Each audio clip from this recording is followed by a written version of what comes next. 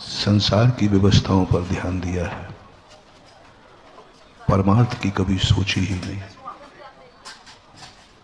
और इसी चपेट में संसारी प्राणी आ जाता है और पूरी जिंदगी संसार की व्यवस्था में, संसार के जोड़ तोड़ में निकाल करके जिंदगी का अवसान कर लेता है। हमें संसार में रहना है लेकिन संसारी नहीं बनना। हमें कीचड़ में रहना है लेकिन पंख नहीं बनना। हम अशुभ में रहेंगे लेकिन हम अशुभ नहीं करेंगे। पापियों के बीच में रहकर हम पापी नहीं बनेंगे। हमें बनना है पंकज। पंख में रहेंगे लेकिन पंख नहीं पंकज बनेंगे, ऐसा हमारे आचार्य महाराज का एक दोहा है। पंख नहीं पंकज बनो। और ये बहुत बड़ी चीज है। तुम कहो कि संसार में कोई ऐसी व्यवस्था नहीं है, 2 दिन से हम समझ रहे हैं, जो हमें पंकज बनने की कोई व्यवस्था बनाए। द्रव्य क्षेत्र काल और भाव भी, ये सब संसार की व्यवस्थाएं हैं। उसमें तुम्हारे कल्याण का कोई रास्ता नहीं है। संसार ने अपने रास्ते सर्कल रूप बनाए हैं। सर्कल का अर्थ है वहीं वहीं घूमते जाओ, वहीं वहीं बार बार। सब कुछ वही है, सब कुछ वही है। शास्त्रों में संसार का स्वभाव कोलू के बैल के समान कहा है। कोलू के बैल को लगता है कि मैं बहुत कुछ चल रहा हूं, और चलता भी है। दिन भर चलने के बाद उसको लगता है कि मैं बहुत चल चुका हूं, बहुत चल चुका हूं, क्योंकि पैर थक रहे हैं, शरीर चूर चूर हो रहा है, थकान की अनुभूति हो रही है। तो सोच रहा है कि बहुत चल चुका हूं मैं।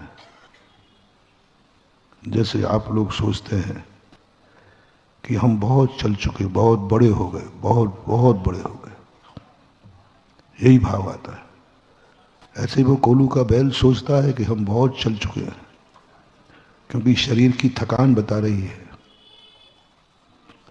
लेकिन जब शाम को उसकी आंखों की पट्टी खुलती है तो ऐसा झटका लगता है, शरीर कह रहा है हम बहुत चल चुके, और आंखें कह रही हैं रे मूर्ख, देख ले सुबह भी वही कुआ था और अभी भी वही कुआ। कहीं ये उदाहरण अपनी जिंदगी का उदाहरण तो नहीं? थोड़ा सोचे। आंख कहती है देख, शरीर कहता है मैं चल चल के शरीर टूट गया, चूर हो गया, और आंखें कहती तू देख ले, जिस दिन चलना शुरू किया था उस समय भी यही कुआ था ना, यही रहट थी, यही चरखा था, वही बाग बगीचे थे, वही मालिक था, वही कोलू था, और तुम भी वही बैल था। आज भी बैल है, बैली है। आज भी कुआ है, कुआ है। आज भी रहट है, सब कुछ तो वही है। फिर क्या हो गया है? जब मैं इतना चला हूं तो पहुंचा कहां हूं? इस संसार में तुम थक तो जाओगे लेकिन मंजिल नहीं पा पाओगे। थकने में कोई बड़ी बात, अपन सब थक ही रहे हैं, बूढ़े हो रहे हैं, जिंदगी से थका तो है। जिंदगी थक जाएगी, जिंदगी थक जाएगी। हम सोचे कि मंजिल आ जाएगी, हम सोचें कि यह कार्य हो जाएगा तो हमारा एंड हो जाएगा। नहीं, भोगान भुक्ता वयमेव भुक्ता तयो न जीर्णा वयमेव जीर्णा। ये भोग कभी बूढ़े होने वाले नहीं हैं, भोगने वाला ही बूढ़ा हो जाएगा, कभी नहीं। हम ही थक जाएंगे लेकिन संसार के रास्ते का अंत नहीं आना। तयो न जीर्णा वयमेव जीर्णा। ये संसार कभी बूढ़ा होने वाला नहीं है। संसार कभी वृद्ध नहीं होता, सदा हरा भरा रहता, हम ही बूढ़े रह जाते हैं। हमारा ही जन्म होने के बाद मृत्यु की कगार पर चले जाते। संसार तो हमारे जन्म के पहले भी वैसे ही था, और मरने के बाद शायद अपन सब मर जाएंगे तो सागर नहीं रहेगा शायद, है ना? बोलो ना, अपने पहले भी था। हमने तो ऐसा इतिहास पढ़ा है सागर का कि सागर कौरवों के समय था, और उस समय की कभी पूरा नहीं पढ़ा, सुनी थी कि सागर के जो लोग थे, राज्य था सागर, ये कौरवों की तरफ से लड़ा था। अब देखो भाई, मुझे मेरे पे नाराज मत होना। आपको महाराज आप ये खोजते कहाँ से हो? अब पढ़ते पढ़ते आ जाता है। ऐसा किसी ने कहा है, किताब भी लाए थे वो, थोड़ा पूरा नहीं देखा, पूरा देखूंगा तब खोलूंगा चिट्ठा। अभी तो उड़ी हुई खबर थी। बताते कौरवों की तरफ से लड़े थे सागर का जो भी व्यक्ति रहा उसमें। तो फिर मैंने सोचा कौरवों की तरफ से लड़े थे तो अभी भी संस्कार होना चाहिए। तो सोचते सोचते पता चला कि कभी वंश कभी खत्म, आज भी कुछ अंश है जो कौरवों की तरफ है। आज भी देखा जाता है, चाहे तुम्हारे घर का हो, चाहे तुम्हारे मोहल्ले का हो, चाहे समाज का हो। जब दो विकल्प बनते हैं तो कोई ना कोई तो कौरवों की तरफ हो ही जाता है। लेकिन अपन को नहीं, अपना पक्ष कौरवों की तरफ नहीं होना चाहिए, चाहे भली हमारा वंश कौरवों का क्यों ना हो, चाहे हमारे सारे रिश्तेदार कौरवों ही क्यों ना हो। लेकिन सबसे ज्यादा रिश्तेदारी बलदाऊ की कौरवों से थी, कुरुवंश से थी। सब उनके क्या थे, सब रिश्तेदार थे। लेकिन श्री कृष्ण कहते हैं कि नहीं, मेरा वंश वधी कौरवों का है, लेकिन मेरा पक्ष तो पांडवों का रहेगा, सत्य की तरफ रहेगा। सत्य से बड़ा हमारा वंश नहीं होता, सत्य से बड़ा हमारा अंश नहीं होता। अंश और वंश से सबसे बड़ा श्रेष्ठ होता है हमारा धर्म। हमें कभी भी उस तरफ, और ये संस्कार रहते हैं कहीं ना कहीं, बताते हैं वंश का संस्कार कितनी प्रयास करो जाते नहीं है, अंश बना रहता है। आज भी कौरवों के पक्ष के लोग मिल जाएंगे, मेरे पास प्रमाण है। जब अपने प्राइम मिनिस्टर इंदिरा गांधी को किसी ने मारा, सबको मालूम है किसने मारा है, उसको बचाने वाले भी लोग मिले कि नहीं अदालत में है? उसको बचाने के लिए लोग खड़े हो गए। बताओ कैसे करें? देश का प्रधानमंत्री राजा ही है आज तो, और सबको मालूम है कि इसने उसको, फिर भी उसको बचाने के लिए भी विदेशी व्यक्ति था कि भारतीय, कोई विदेश से नहीं, अपने भारत से ही उसको बचाने के लिए लोग खड़े हो गए कि नहीं साहब, इसको, यही राजीव गांधी के हैं बचाने के लिए। कैसा देश है? सामने स्पष्ट दिख रहा है कि ये गलत है, स्पष्ट दिख रहा है गलत है, साक्ष्य है, उसके बावजूद भी कौन सा मोह जाग जाता है, कौन सा राग जाग जाता है, कौन सी कमजोरी है जो हमें असत्य के पक्ष में ले जाती है। पकड़ो महानुभाव, पकड़ो, यही है भेद विज्ञान। भेद विज्ञान इसे ही कहते हैं, जैन दर्शन यही भेद विज्ञान कहता है। क्या है जो हमें सत्य को जानते हुए भी सत्य की तरफ नहीं आने दे रहा है, नहीं आने दे रहा है। आप थोड़ा सा अपने आप को देखना, कभी कभी कौरव का अंश हमारे अंदर तो नहीं पनप रहा है। थोड़ा कभी 5 मिनट का चिंतन करना, कितनी सत्य बातों को तुम जानते हो, लेकिन कभी कभी व्यामोह आ जाए तो सत्य की तरफ जाओगे कि मोह की तरफ? तुम जानते हो मेरे बेटे की गलती है ना? मालूम है, स्पष्ट है कि मेरा बेटा बहुत खुरापाती है, ये भी जानते हो। ये कर्म कम कर्म गड़िया नहीं है। फिर भी जब पक्ष की बात आएगी तो किस तरफ झुकेगा? बेटे कौन झुका रहा है?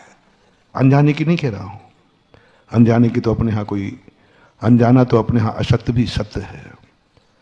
अनजाना यदि अपने से कोई असत्य का पक्ष हो जाए ना तो मत समझना, अनजाना तो भी, अनजाना असत्य भी सत्य है। पूज्यवर नेमी चंद महाराज ने गोमट सार के अंदर लिखा, यदि अनजाने में हम असत्य को सत्य मानते रहे तो तुम्हें असत्य का दोष नहीं लगेगा। अपन ने माना ये इमली का पेड़ है और किसी कारणवश मानते रहे ये नीम का है, कोई दोष नहीं, क्योंकि हम नीम ही मान रहे। लेकिन जिस दिन हमें पता चला किसी विज्ञ व्यक्ति के द्वारा कि नहीं ये तो इमली का पेड़ है, अब तुम्हारे मन में ये भाव जागे, आज तक माना है अब कैसे, अब तो नीम है तो, और उसी समय मिथ्या दृष्टि हो जाता है। बहुत बड़ी बार पूज्यवर नेमी चंद महाराज ने कही, बड़ी गजब की पिंच कर गई जब मैंने स्वाध्याय किया। कितना बचाया उनको, कितना बचाया अपन को, और अपन नीम को, इमली के पेड़ को नीम मानते रहे सैकड़ों वर्षों तक, तो भी नेचवंज आचार्य कहते हैं तुझे कोई झूठ का दोष, तू मिथ्या दृष्टि है ही नहीं, क्योंकि तेरे उपयोग में नहीं आ रहा था ये झूठ है। अंदर से बोल रहा था कि बाहर से? अंदर से। मैं क्या करूं, वो नीम ही था। लेकिन अब क्या हो गया, अब हमारे अनुभव में आ रहा है अंदर से कि नहीं है तो इमली, लेकिन कौन कहलवा रहा है नीम? ईगो। एक ईगो तुम कह रहे ना, ईगो पॉइंट, वो बुंदेलखंड बोलो, वो सवाल मूछ का सवाल है। हाँ अब आ गया, ठीक है, आ जाता है थोड़ा। तो क्या हम थोड़ा ज्यादा राजस्थान में रह के आ गए तो बुंदेलखंड भूल गए। जिससे आप लोग क्या बोलते हो, अरे इस बात सवाल सत्य का नहीं है साहब, सवाल मूछ का है। अब आजकल ये मूछ का सब बोलना बंद कर दिया, मूछ ही नहीं है। अब उसका इंग्लिश नाम क्या कर दिया? ईगो। ईगो हट, ईगो। बस ईगो ही अपनी जिंदगी को बर्बाद कर रहा है महानुभाव। बहुत खतरनाक चीज है ये। अपन सब इतने मूर्ख नहीं है कि अपन सत्य को नहीं जानते। अपन इतने मूर्ख नहीं है कि दिन को दिन नहीं जानते। अपन इतने मूर्ख नहीं है कि रात को रात नहीं जानते। अपन इतने मूर्ख नहीं है कि पाप को पाप नहीं। अपन इतने मूर्ख नहीं है कि पुण्य को पुण्य नहीं जानते। अपन इतने मूर्ख नहीं है कि वीतराग को वीतराग और राग को राग नहीं जाने। कसाय को कसाय जानते, सब जानते हैं। दसों धर्म हम जानते हैं, हर साल सुनते हैं, सब जानते हैं। मैं आपसे पूछता हूं, क्षमा धर्म अच्छा है कि क्रोध अच्छा है? थोड़ा मैं कम सुनता हूं। आपने कहा तो टेप हो गया। क्यों ना आप नियम ले लो कि आज के बाद क्रोध नहीं करो। महाराज गड़बड़ आगे मत किया करो, आप इतने का हलवाया करो बस। अब तुम्हारा बेटा खतरनाक है मामला, क्योंकि तुमने स्वीकार तो कर लिया कि क्षमा धर्म। हाँ, अब पशु से कहते तो वो कहते हम पता ही नहीं क्षमा धर्म अच्छा है। नहीं मालूम होता तो भी चला लेते, लेकिन तुम्हें मालूम है कि क्षमा धर्म अच्छा है, फिर भी क्रोध आ रहा है। अब तुम्हारा कबाड़ा है। जान बूझ कर अंध बने हैं आंखन बांधी पाटी। जान बूझ करके अंधे मत बनो। मक्खियां तो भोजन में गिरती ही रहती हैं, लेकिन आंखों देखी माखी मत खाओ। होटल में तो तुम खाते ही हो, बहुत सारे खाते हो, बहुत नहीं खाते हो।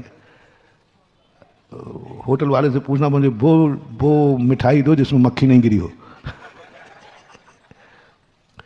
तो वो कहता है मिठाई बनाए और मक्खी ना गिरे, ऐसे कैसे संभव है? वो तो गिरती है। लेकिन फिर भी आप लोग मिठाई खाते हो। अब ऐसा करता हूं, खाते समय एक मक्खी गिराता हूं। क्यों भाई, क्या बात हो गई? उसने कहा साहब जब बना रहे तब एक मक्खी गिर गई। अरे बोल, चुप रहे। अब सामने मक्खी गिर गई, अब खाओ। महाराज जी इतना गए बीते नहीं है। अब बस यही है। कितनी बड़ी मुहावरा है, आंखन देखी माखी नहीं खाई जाती। बनाते समय कहीं परोक्ष में गिर गई हो, मिल गई हो, मिट गई हो, सब कोई बात नहीं, चलेगा। तुम्हारी सभ्यता नष्ट नहीं होगी। तुम्हें मांसाहार का दोष नहीं आएगा, क्योंकि तुमने देखी ही नहीं, तुम्हें पता ही नहीं है। और गिरी होगी, संभावना है। तुम्हारे साथ घटित हो या नहीं हो, हम अपनी बता दें। हमारे पहुंचने के पहले चौके में क्या क्या होता है, झूठ मत बोलना। यदि हम वीडियो बनवाने, भोजन बनाते समय कैमरा लगवा दे पहले, हम जा ही नहीं सकेंगे। पहले मैं देखूंगा तू सुबह से चौके में क्या क्या करता है, मक्खी भी आ सकती है कि नहीं, कुछ भी हो सकता है, अग्नि भी जली थी कि नहीं। इतना मैं बुद्धू नहीं हूं कि बिना अग्नि का भोजन नहीं बना। बिना भोजन मुझे मालूम है कि अग्नि जलाई होगी। भोजन की गर्माहट बढ़ा रही है कि गर्म अपने आप नहीं हुआ अग्नि, और वही अग्नि मेरे सामने जला दो तो क्या फर्क पड़ता है बताओगे।